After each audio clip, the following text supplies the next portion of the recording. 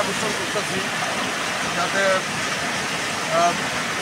Engineer water রিসোর্সের সঙ্গে আলোচনা করে যে এলাকাগুলোতে বাঁধ ভেঙে গেছে সেই এলাকাগুলো যাতে অতিরিক্ত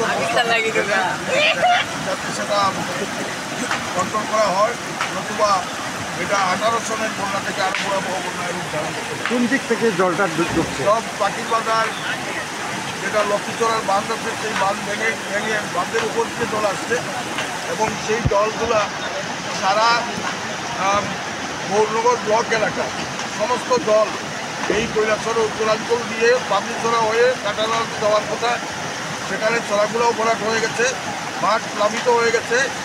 এখন বাড়িঘরে জল উঠে গেছে, প্রায় বাড়িঘরে জল আসছে এবং মানুষ তাদের পশুপালন বা পশু পক্ষী যা আছে সব নিয়ে ডাঙাতে ওঠার জন্য আমরাও চেষ্টা করছি।